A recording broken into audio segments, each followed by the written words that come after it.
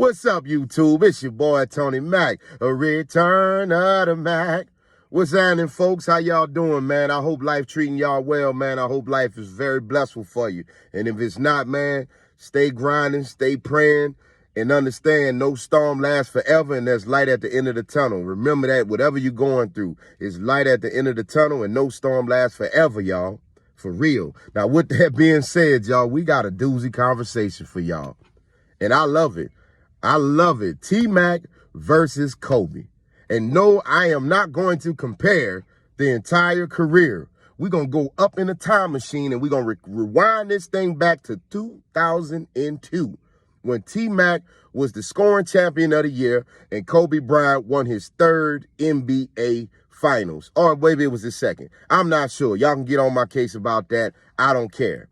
But I want to talk about something because I've been getting my behind dragged all across Twitter simply because I also agree with T-Mac when he said if you would have put him on the team with Shaquille O'Neal back then, he would have also won a ring. And I'm going to break that down for y'all in just a second.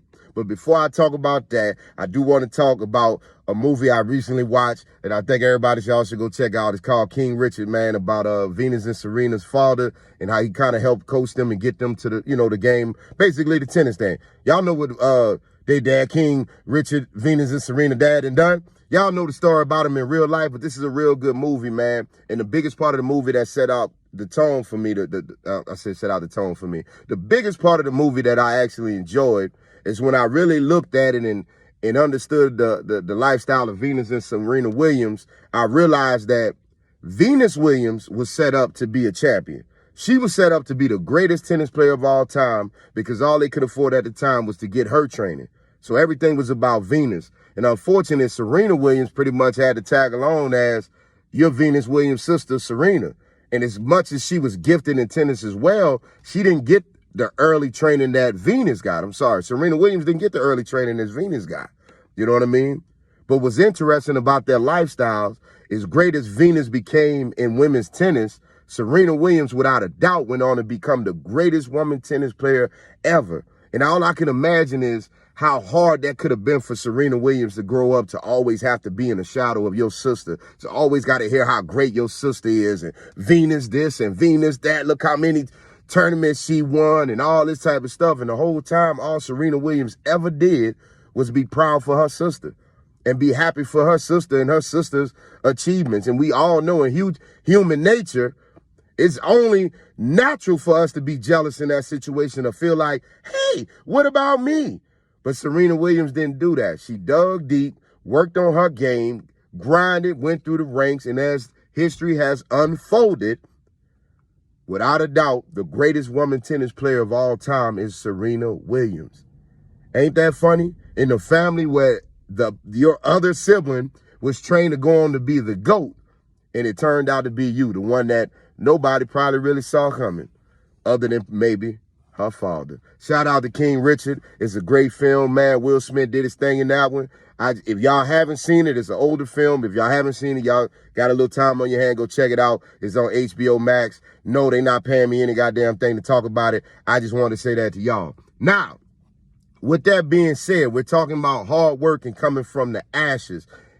I want to go back to the Kobe Bryant and T-Mac situation. Now, look, Kobe fans, LA fans, Laker fans, I know y'all gonna get on me. Y'all, oh man, you hating on Kobe. Oh man, y'all know Kobe is the greatest player of all time. Kobe second only to Michael Jordan. Kobe better than LeBron James. Cool, cool, cool. If that's how you feel, I'm not here to argue that against you.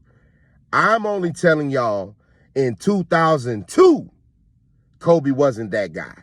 The guy that y'all are talking about, Black Mamba, number 24, second only to Michael Jordan, arguably better than Michael Jordan, without a doubt, better than LeBron James. This is all y'all opinions, by the way. I'm going to ride with you. I'm going to get in the car with y'all and ride with that. All of y'all who love Kobe that much, and that's what y'all feel about Kobe Bryant. Let's be honest about one thing. In 2002, Kobe was not that guy. Now, was he a superstar? Without a doubt. Was he one of the best two guards in the league? Without a doubt. Was he not that dog? Without a doubt. Could Shaq have won a ring without Kobe Bryant? No. I agree with all of that. I'm going to give y'all that. But at that time, Kobe wasn't the Kobe that we know him to come to be. And that's all T-Mac and them is really trying their best way to be honest about without trying to disrespect Kobe's legacy. And the truth of it is, if y'all really love Kobe, why don't y'all tell the true story about Kobe's legacy? All right? He came in the league at 18. They made him sit on the bench because his head coach didn't believe in starting rookies. So he subbed behind a all-star player, Eddie Jones. People forget about this guy. But when Kobe got his opportunity, he showed that he was a hell of a number two when the Lakers had their 1-2 punch, Shaq and Kobe. They were damn near unstoppable. Everybody know when Superman Shaq, the big Aristotle, the big Chief, Big Shaq. Everybody know when Shaq was doing his thing down there between the 99 to 2003, the Lakers were damn near unstoppable. And the number one reason that the Lakers were damn near unstoppable was because of Shaquille O'Neal. Then add in the fact of who was their head coach. Didn't the Lakers also at the time have a 6-time NBA champion winning head coach who's never lost in the finals, also never went to a Game 7 in the finals? Isn't Phil Jackson a name that come in mind? Did T-Mac have Shaq and Phil Jackson over there in Orlando? Because we love to bring out the fact that, well, T-Mac never made it out of the first round, so how's he going to say that he's going to win a championship with Shaquille O'Neal?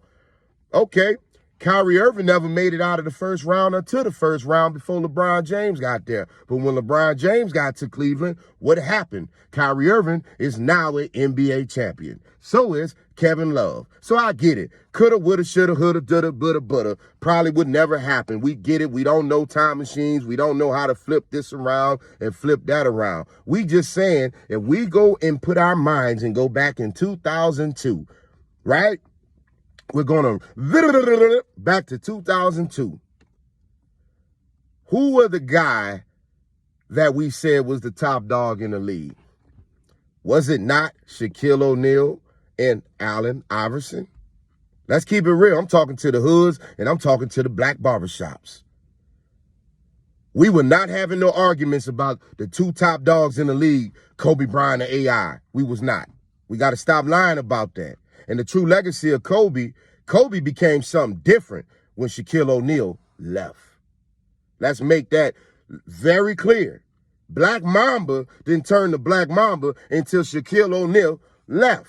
And when Shaquille O'Neal left, Kobe became something that was better than Allen Iverson in basketball, Tracy McGrady, Vince Carter, anybody else you can name in the league. That's when Kobe, in my opinion, became, this is my NBA, and y'all get in line. Around that 2005 to 2009 run, you know what I'm saying? Unfortunate, LeBron James exists, so 2010 on out, we already know who was the best player in the world. We're not even going to debate that. But from 2005 to 2009, Kobe was, this was Black Mamba's league. Whether he was winning championships or not. Everybody know Kobe was coming in your house to kill you on your court, his court, your mama court, at court, it don't matter. Kobe coming there and he gonna embarrass you and he gonna play Jordan-esque basketball with that killer mentality that he always had. Now, I'm gonna give Kobe that. He always had that killer mentality. However, Kobe Bryant was not Black Mamba back in 2002, and that's what T-Mac was talking about. Now, shout out to Stephen A. Smith. You know, you got out there, you had your panel, you set up there. It was really nice for the NBA finals that nobody watched, by the way. We care more about the big three. You had your panel and you brought out two former NBA greats, Angel Zero, Gilbert Arenas. Cool. Kudos for that. Then you brought out Tracy McGrady. Cool. Kudos for that. And then you tried to ask them a question to try to make LeBron James look like a fool and a hater for saying that this whole ring culture is making us overlook great players like, i.e., Charles Barkley's, i.e., Tracy McGrady's of the world. Guys who are great players that just wasn't on great teams. Well, I can't say that about Charles. Charles had some good teams, but, you know, I got to give Charles a pass because, like, he played in the era with Michael Jordan. You know what I'm saying? It's a lot of great players in Michael Jordan's era that don't have rings that I'm not going to say these guys wasn't great players. I'm not about to tell you Pat Ewing don't deserve to be in the Hall of Fame just because he never won a ring. I'm not about to tell you that. You know what I'm saying? I'm not about to tell you Shawn Kemp wasn't a dog back up in the 90s just because he lost the finals to Michael Jordan. That's crazy. You just went up against a better team. It happens, you know? But Stephen A. Smith, you were surprised when Gilbert Arenas and T-Mac was up there and disagreed with you and called out the fact that, yeah, the ring culture is ruining things to where we're calling guys who garbage that just because they didn't win a ring, or we're trying to diminish someone's legacy, i.e. LeBron 4-6 in the finals because you didn't get the big bag. And I get that. When we're talking the GOAT conversation, it's no way you can say LeBron James is better than Michael Jordan if you're going to say, well, Michael Jordan's 6-0 in the finals. LeBron's 4-6.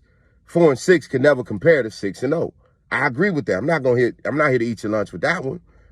However, you're not about to tell me Draymond Green should matter more to basketball than Charles Barkley. Shout out to Draymond Green. But you're not about to tell me that just because Draymond is a 4-time NBA champion. Draymond got just as many rings as LeBron James. Should Draymond be in the same conversation as LeBron James when we're talking basketball? Just because they have the same amount of championships? Should Robert Horry be considered better than Michael Jordan because he has more rings than Michael Jordan? Is Steve Kerr in the same conversation as LeBron James? Because he also has 4 NBA championship rings. So what are we saying? That's all LeBron was trying to point out. Hey, let's just pump our brakes off. The ring is the big all send all. So when we go back to 2002 and we're looking at the eye test, right? We're just watching game. Who can hoop? You can't tell me if T-Mac had a center that can average 35 and 15 in the NBA finals, he couldn't win the championship. Anyway, y'all, Tony Mack, where it's always real, but it's always love. Peace.